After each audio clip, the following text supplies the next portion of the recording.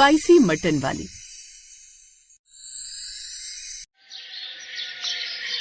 निशा अपनी माँ के साथ एक ठेले पर अंडे बेच रही होती है। तभी राजीव नाम का लड़का अपने कुछ दोस्तों के साथ अंडा लेने आता है। क्या यार, तुझे अंडे कितने पसंद है जो तू रोज अंडे लेने के लिए आ जाता है? कभी स्पाइसी मटन भी खाया कर। अगर तूने एक बार स्पाइसी मटन खाया ना तो खाता रह जाएगा। अरे नहीं यार, मुझे मटन बिल्कुल भी पसंद नहीं है। मैं तो इस अंडे से ही खुश हूँ। क्यों मैडम, आपको मटन पसंद है? पर नॉनवेज खाने वाले इंसान को स्पाइसी मटन क्यों नहीं पसंद होगा? निशा की बात सुनकर राजीव अपने दोस्त को देखने लगता है और अंडे लेकर घर जाते हुए बात करता है। ले भाई, तेरा काम हो गया। तुझे पता चल गया कि उस लड़की को खाने में क्या पसंद है। मैं तो कहता हूँ मौका देखकर उसे उसकी पसंदीदा स्पाइसी मटन खिलाकर खुश कर ले और बहुत जल्द रिश्ता लेकर चला जा उसके घर। सच में यार, मुझे लड़की बहुत पसंद है। मैं ये अंडे तो बस इसीलिए लेने जाता हूँ ताकि उसे देख सकूं। मैंने तो निशा के लिए घर में बात भी कर ली है और तुम्हें पता है, निशा तो माँ को भी बहुत पसंद है। अब तो देखना मेरा कमाल। अब इसी तरह कुछ दिन बीत जाते हैं और एक दिन जब राजीव देखता है कि आज निशा अकेले अंडे बेच रही है तो वो अपने कुछ दोस्तों के साथ आता है और उसके सारे अंडे बिकवा देता है और उसे एक रेस्टोरेंट में ले जाता है और स्पाइसी मटन खिलाता है। तुम्हें स्पाइसी मटन खाना बहुत पसंद है ना? अब तुम मुझे ये बताओ कि मैं कैसे तुम्हारी माँ से तुम्हारा हाथ मांगू। मेरी माँ को तो तुम बहुत पसंद हो और मुझे भी। मैं बहुत समय से तुम्हें पसंद करता हूँ। सिर्फ तुम ही नहीं राजीव, मैं भी तुम्हें बहुत पसंद करती हूँ। बस कहने से डरती थी। मुझे लगा तुम मुझ गरीब अंडा बेचने वाली को क्यों ही अपनाओगे। जितनी जल्दी हो सके मेरा हाथ मांगने आ जाओ, मैं माँ को मना लूंगी। कहीं ऐसा ना हो कि बहुत देर हो जाए। राजीव। निशा की बातें सुनकर राजीव को बहुत खुशी होती है। समय गुजरता है और बहुत जल्द राजीव अपनी माँ के साथ निशा का हाथ मांगने जाता है, जहाँ आज निशा ने कुछ पैसे जोड़कर घर आए मेहमानों के लिए स्पाइसी मटन बनाया हुआ था। अरे वाह, ये मटन तो बहुत ही स्वादिष्ट बने हैं बेटा। तुमने बनाए हैं? जी, ये मटन मैंने ही बनाए हैं। बहन जी, मेरी बेटी तो बहुत अच्छा मटन बनाना जानती है। मोहल्ले की सारी औरतें तो मेरी बेटी को मटन वाली कहती हैं।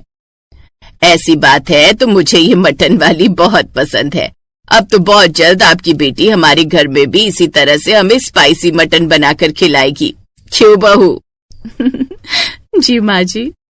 आशा ये रिश्ता तय करके चली जाती है। समय गुजरता है और बहुत जल्द राजीव और निशा की शादी हो जाती है और शादी के अगले ही दिन अपनी पहली रसोई में निशा सबके लिए स्पाइसी मटन बनाती है। साथ ही आशा ने अपने घर अपने कुछ दोस्तों को भी बुलाया होता है जो निशा के हाथ का स्पाइसी मटन खाते हुए कहते हैं, ये मटन कितना स्पाइसी है, मजा ही आ गया। अब तो मैं रेस्टोरेंट जाना बंद कर दूंगी। बहू, तुम ही मेरे लिए मटन बना देना और बदले में पैसे ले लेना।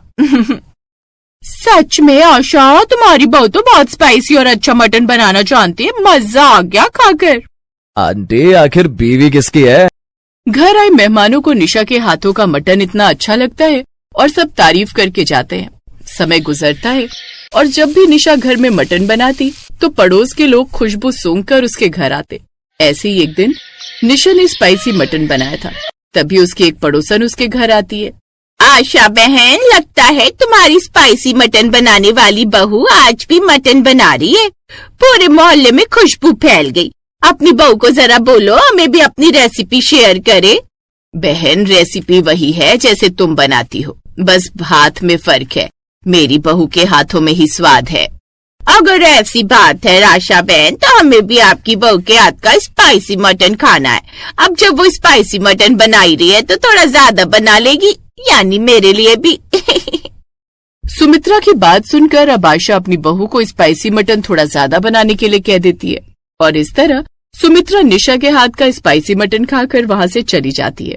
समय गुजरता है और इस तरह अब हर कोई निशा को मटन वाली के नाम से पुकारने लगता है। परंतु गुजरते समय के साथ राजीव का काम खराब होने लगता है।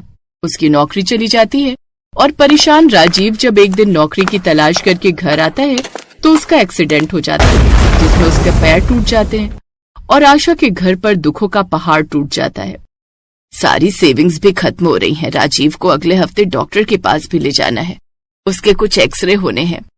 मुझे तो अब कुछ समझ ही नहीं आ रहा कि घर कैसे चलेगा।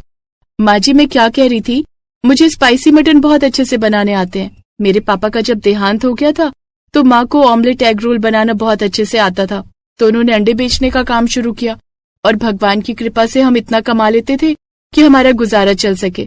क्यों ना मैं भी स्पाइसी मटन बेचने का काम करूं जब तक राजीव ठीक नहीं हो जाते।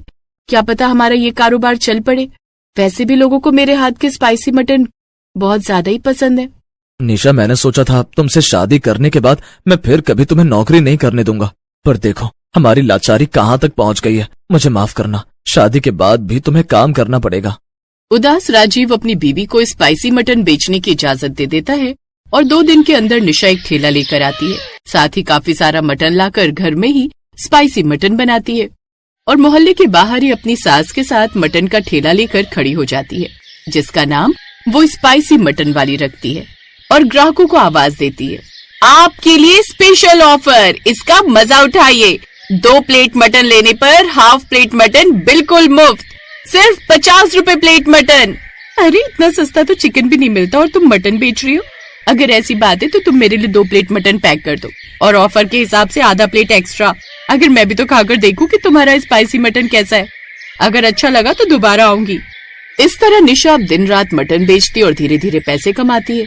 देखते ही देखते 1 साल हो जाते हैं और निशा अब अपने मटन के ठेले को एक दुकान में तब्दील कर लेती है। साथ ही राजीव का पैर भी ठीक हो जाता है और अब वो भी इस काम में अपनी बीवी की मदद करता है। जरा 1 प्लेट मटन हमारे टेबल पर भी लगाना। निशा, जल्दी से 1 प्लेट मटन निकाल दो। मैंने तो कभी सोचा ही नहीं था कि मेरी बहू खुद का इतना बड़ा बिजनेस खड़ा कर लेगी। हमारे कितने बुरे हालात हो गए थे और उस समय बहू ने अपने हुनर का इस्तेमाल किया और आज हम इस मुकाम पर पहुंच गए हैं। बहू, मुझे तुझ पर गर्व है। जो काम एक बेटा न कर सका वो तूने कर दिखाया है। तू मेरी बहू या बेटी नहीं बल्कि मेरा बेटा है, बेटा। सास की बात सुनकर निशा की आंखें खुशी से भर जाती हैं और वो अपनी सास के गले लग जाती है। तभी वहाँ एक औरत आती है और, बहन जी ये लीजिए मटन के पैसे और 1 प्लेट स्पाइसी मटन भी पैक कर देना। दुकान पर इतनी ज्यादा भीड़ होती है कि आशा, राजीव, हर कोई अपने ग्राहकों को संभालने में लगा रहता है। देखते ही देखते समय गुजरता है और गुजरते समय के साथ निशा स्पाइसी मटन वाली के नाम से फेमस हो जाती है।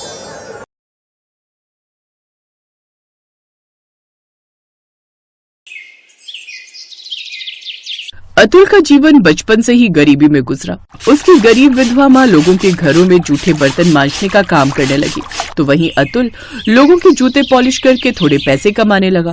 लेकिन कुछ समय बाद पता चला कि अतुल की माँ को टीबी की बीमारी है और अब उसने बिस्तर पकड़ लिया।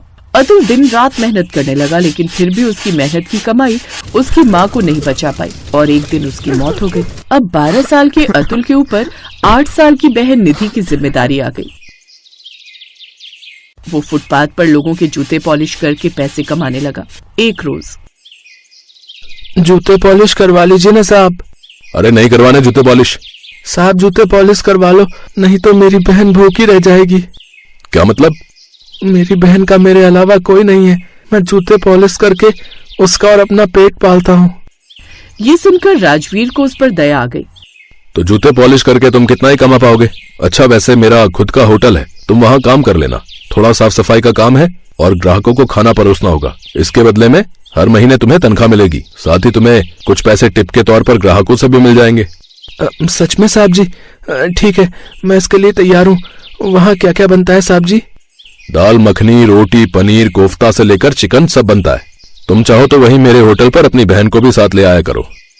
अगले दिन से उसने ऐसा ही किया। वो अपनी बहन के साथ उसी दिन से उस होटल पर गया जहाँ मसालों की खुशबू से उसका मन भी चिकन खाने के लिए ललचाने लगा। भैया मेरे मुंह में तो पानी आ गया ये खुशबू सूंघते ही। चुप कर छोटी, अभी तो एक तरफ आराम से बैठ जा और मुझे काम करने दे। अतुल अब ग्राहकों को खाना देने लगा। कुछ ग्राहक ज्यादा ऑर्डर कर देते और जब उनसे पूरा नहीं खाया जाता तो थोड़ा चिकन और रोटी वो ऐसे ही छोड़ देते। जूठी प्लेट उठाकर उसमें बचे हुए चिकन रोटी की खुशबू से तो अतुल खुद को रोक नहीं पाया और चुपके से एक लिफाफे में बचा हुआ खाना बांधकर थोड़ी दूरी पर बैठी अपनी बहन के पास ले आया। फिर उन दोनों ने मिलकर वो चिकन रोटी खाई। ऐसे कुछ साल बीत गए। एक रोज राजवीर ने अतुल से कहा, अतुल, सभी ग्राहक तुमसे बहुत खुश हैं, वो तुम्हारी खूब तारीफ करते हैं, इसलिए अब मैं चाहता हूँ कि तुम रसोई का काम सीख लो। ठीक है साहब। अब अतुल रसोई में काम करने लगा। कुछ ही दिनों में उसने खाना बनाना सीख लिया। खासकर उसने बहुत अच्छा चिकन रोटी बनाना भी सीख लिया। अब सब ग्राहक उसके हाथ की बनी चिकन रोटी मांगते थे, लेकिन अब उसके साथ काम करने वाले दूसरे लोग उससे जलने लगे। फिर एक रोज, मैं अच्छे से जानता हूँ अतुल, ये चोरी तुमने ही की है। नहीं नहीं, ये झूठ है, मैंने कोई चोरी नहीं की। तभी राजवीर भी आ गया। क्यों शोर मचा रखा है और किसने की चोरी? मालिक, मैंने इसे गल्ले से पैसे चुराते देखा है, यकीन ना हो तो इसकी जेब की तलाशी ले लो। राजवीर ने उसकी जेब की तलाशी ली तो उसमें से 2000 रुपए निकले, जो दरअसल बबलू ने चुपके से उसकी पैंट की जेब में डाल दिए थे। वो पैसे देख राजवीर गुस्से में बोला, आखिर किस चीज की कमी छोड़ दी थी मैंने? फुटपाथ से उठाकर तुझे यहाँ ले आया, फिर भी तूने चोरी की? नहीं साहब जी, मैंने चोरी नहीं की, माँ कसम। निकल यहाँ से, मैं कुछ नहीं सुनना चाहता। राजवीर ने अतुल को काम से निकाल दिया। ये देख बबलू बहुत खुश हुआ, क्योंकि वो तो यही चाहता था। ये क्या भैया, आज चिकन रोटी नहीं बचा था क्या? आज के बाद मैं कभी रोटी चिकन नहीं ला पाऊंगा बहन, क्योंकि मुझे मालिक ने काम से निकाल दिया है। क्या, लेकिन क्यों? अतुल ने निधि को सारी बात बताई। अब तो आप भी बहुत बढ़िया चिकन रोटी बना लेते हो। किसी की नौकरी करने से अच्छा है कि आप खुद का कोई काम शुरू कर लो। अतुल ने तो ये बात सोची ही नहीं थी, लेकिन उसे उसकी बहन का ये आइडिया कमाल का लगा। अब उसने चिकन रोटी का ठेला लगाने की सोची। इतने सालों से उस होटल में काम करके उसने इतने पैसे तो कमा ही लिए थे। 2 दिन के अंदर ही अब उसने खुद का काम शुरू कर लिया और अब वो बड़ी ही अच्छी चिकन रोटी बनाकर बेचने लगा। और अब लोग उसके पास चिकन रोटी खाने आने लगे। वो सुबह पतीला भरकर चिकन बनाता और शाम तक वो सारा खत्म हो जाता। उसकी कमाई अच्छी होने लगी। उधर अतुल के चिकन न बना पाने के कारण अब राजवीर के सभी ग्राहक टूटने लगे। उन्हें अब चिकन रोटी में वो स्वाद नहीं मिल पा रहा था जो अतुल के हाथों में था। वो सभी उसी के ठेले पर जाने लगे। राजवीर का होटल तो अब बंद होने की कगार पर आ गया, लेकिन एक रोज बबलू को उसने किसी से बातें करते हुए सुना। अरे मैंने ही उस अतुल पर चोरी का झूठा इल्जाम लगाकर उसे यहाँ से निकाल दिया था। उसकी जेब में मैंने ही चुपके से 2000 रुपए गले से निकाल कर रख दिए थे और मालिक को भी यही लगा कि चोरी उसी ने की है। अब राजवीर को अपनी गलती का एहसास हुआ। वो अतुल को ढूंढते हुए उसके ठेले पर जा पहुंचा।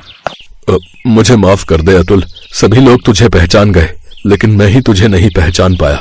एक बार भी नहीं सोचा कि तू ये काम नहीं कर सकता। साहब, मैंने आपके पैसे नहीं बल्कि आपका हुनर चुराया था, तभी मैं इतने अच्छे से अपना काम कर पा रहा हूँ। अब तुम अपने होटल में वापस चलो अतुल, नहीं तो वो बंद हो जाएगा। नहीं साहब जी, आखिर मैं कब तक आपकी नौकरी करता रहूंगा? गलती आपकी भी नहीं है, पर आप चिंता मत कीजिए। कुछ दिनों में मेरी बहन की पढ़ाई पूरी हो जाएगी तो मैं अपनी बहन के साथ मुंबई चला जाऊंगा, फिर वहीं अपना चिकन रोटी का काम शुरू करूंगा। तब आपके ग्राहक वापस आ जाएंगे। तेरी हर इच्छा पूरी हो बेटा, ऊपर वाला तुझे खूब तरक्की दे। इतने दिनों तक ठेले का काम करके अतुल ने ठीक ठाक पैसे जोड़ लिए थे। निधि की पढ़ाई पूरी होते ही वो मुंबई चला गया, जहां उसने उसका दाखिला एक बड़े कॉलेज में करवा दिया और उसने खुद का चिकन रोटी का काम शुरू कर लिया। उसके हाथों की बनी चिकन रोटी ने तो वहां भी धमाल मचा दिया। लोगों की भीड़ उसके ठेले पर लगने लगी। लोग दूर दूर से उसके हाथ की चिकन रोटी खाने आने लगे। उसकी खूब कमाई होने लगी। वो एक दिन में हजारों कमाने लगा। उसकी गरीबी का अंत हो चुका था और अब ऊंचाइयां उसके कदम चूमने लगी। एक गरीब चिकन रोटी का ठेला लगाने वाले का आज मुंबई जैसे बड़े शहर में खुद का बड़ा घर और बड़ा सा होटल था।